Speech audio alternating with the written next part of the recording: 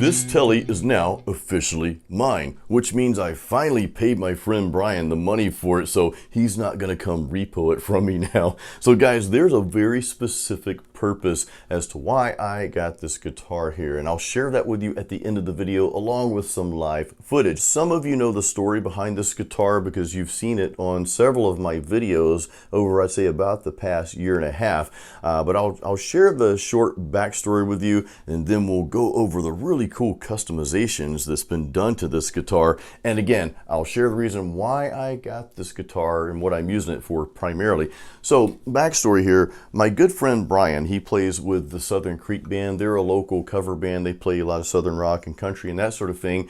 And I always saw him playing this guitar and it just looked cool. And I just kept making comments about it. I'm like, dude, you know, I'm not really a Tele guy, but that thing just looks cool. So of course he let me play it a few times and I'm like, man, this thing really plays nice. It feels good.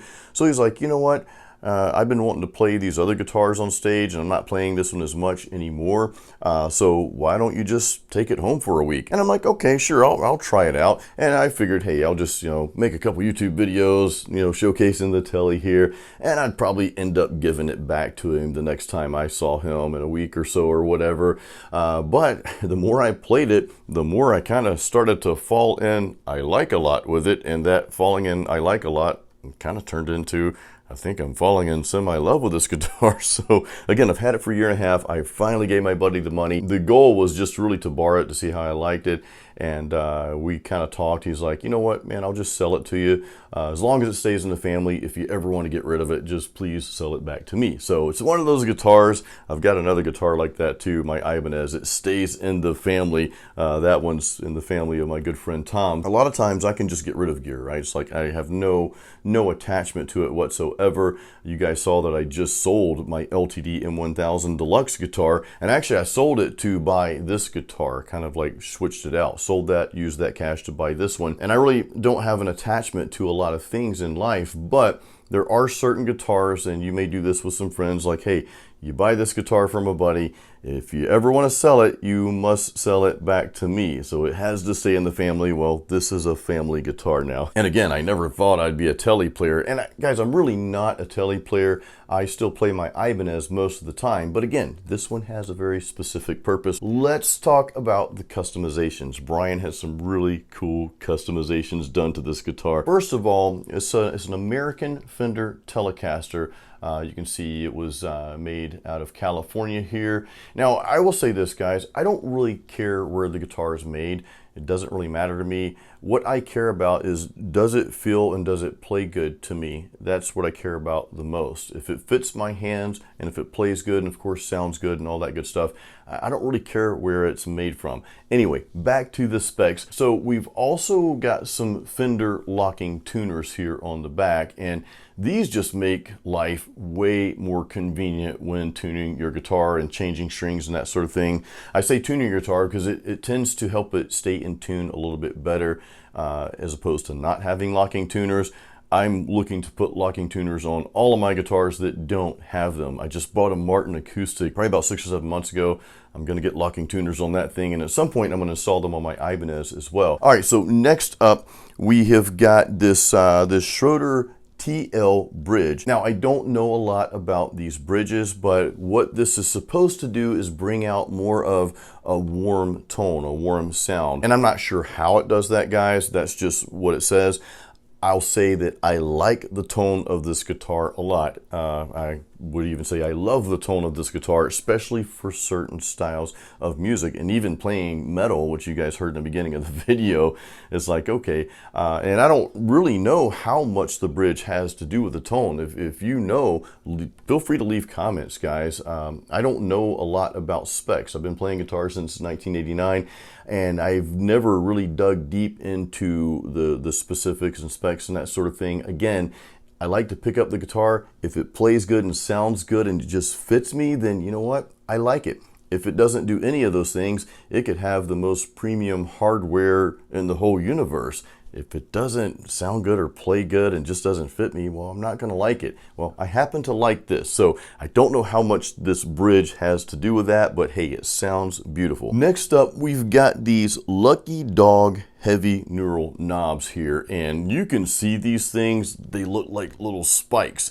But even more than that, though, the knobs just, I don't know, and maybe it's because of the spikes or whatever, they just turn real easy and just, I don't know, it's probably more of a cosmetic thing. Sometimes we're like, well, it looks cool, so it's better, you know what I mean? But hey, they turn very easily and they're very practical, but it does look really, really cool. And I don't know if this part's custom here, the pickup switch here. I'm not sure. That probably is custom. I'm not 100% sure if it's the Lucky Dog or not, but it does sort of match my tone knob and volume knob here. So yeah, we'll go with that being custom as well. Next, let's talk about the pickup. So these are Sunday custom hand wound pickups. Now again, going back to the details and all the good stuff, I don't know a lot or really anything about Sunday pickups. But these pickups, I love the way they sound. They sound great. I like all configurations. I love the bridge, the neck, both of them together. They just really sound good. And what I do is a lot of times I will just keep it on that neck pickup there for my clean tones, whether I'm playing rhythm or lead. Some rhythms, I'll switch it back to using both pickups, a combination of both of them. And for the dirty tones and any like rock leads, and when I'm playing metal, then of course I'll use the bridge pickup here. But I think these sound phenomenal. Again, I don't know a lot about Sunday pickups, but I like the way these sound. This guitar also has these EVH eyelets on here, and this is for the EVH strap. What I like about this is you are never going to drop your guitar. Now, I know they have strap locks and all that good stuff, but I don't know, there's just something like really rugged and cool about these things. Of course, I'm not really a fan of drilling into the guitar like this. I know you got to drill an extra hole in there. Not really for me, but of course I didn't make these customizations. These were already done when I got the guitar, so I do like it. It just makes things easier. So why did I get the Telecaster? Well, everything we just went over, hey, that might be enough for you right there. It sounds cool, it looks cool, it plays really well. I mean, it's kind of a no-brainer, right? But I sold a really cool metal guitar, my LTD M-1000 Deluxe. Hey, I recorded my first album with that guitar, Apocalyptic Dreams. Why would I sell that guitar, get rid of that pure metal guitar to buy this Tele? Well, the number one reason is this: I bought it for my live solo gigs. Most of you know I play 2 or 3 live solo gigs a week, and most of that is acoustic. Sometimes I don't even pick up the electric for these gigs. However, I started adding some instrumental work into my live solo gigs by using a looper. So I'll loop an acoustic rhythm that I'm playing, then I've got that recorded, and then I'll just play some solos over that. Well, I thought one day, I'm like, wouldn't it be cool if I could pick up the electric and solo some on the electric over the acoustic rhythm that I loop. I started out playing my Ibanez for these live solo gigs, but something, I don't know, just something wasn't there. Something was missing. Now, keep in mind, I love my Ibanez RG 1570. That is my primary guitar for rock and metal and what I play in the studio and record. And of course, you see that on YouTube a lot.